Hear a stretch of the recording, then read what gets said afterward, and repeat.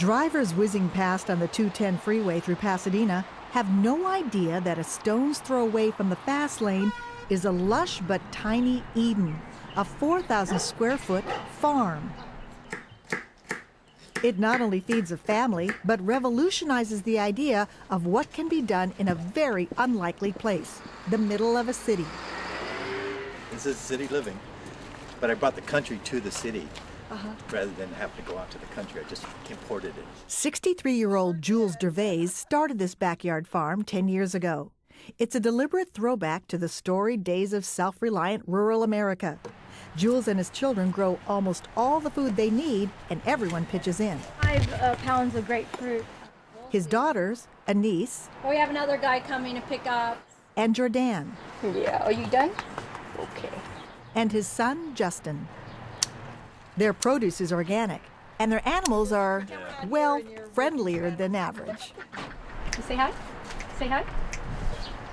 We have eight chickens, 4 ducks, and 2 goats. The ducks and chickens lay thousands of eggs a year and keep the bugs in check. And they really made the dynamics of the urban homestead much more sustainable. Sustainable and dense. On their 4,000 square feet, they raise 400 varieties of vegetables, fruits, and edible flowers. 6,000 pounds a year, enough to feed themselves with plenty left over. And with the current passion at high-end restaurants for local, pesticide-free produce, chefs are literally beating a path to their door. Hi, how you Hello, doing? good. How are you doing? So we have your order for today, Oh, wonderful. and then I'll get your sorrel here. Delicious. This stuff is really good. So what are you gonna do with the sorrel?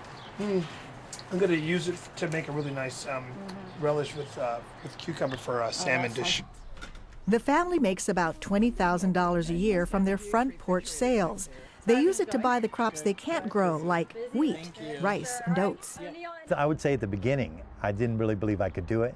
I had some doubts because I kept thinking, this place is too small. There's no way that we're going to be able to feed ourselves. Plus, I never thought we could even grow the vegetables for the market. So how did this experiment in independent living begin? It all began 10 years ago when Jules bought some taco shells for dinner. He learned too late that the shells were being recalled because they had been made by mistake with genetically modified corn. When I thought about putting this food in my children's mouth and they were depending on me to give them good stuff, I mean, they'll take whatever their parent, any child would take what a parent hands them. They'll say, it comes from my mom or dad. And I couldn't afford to be in that position of giving them bad stuff. Now, a decade later, this radical foodie has succeeded in going off the grid.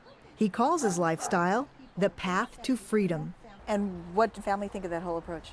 They thought it was strange. They thought it was. My daughter wouldn't come out of the front yard and visit with her friends because they said, "What's up with your dad?" They wanted to know what was going on because I was making some radical changes here. The Dervais have no ugly commute. They avoid office politics and will never get fired. But their jobs are way more than 9 to 5. I need the help, all the help I can get, and it's my family that, like in the old days, the farmer's family made the difference.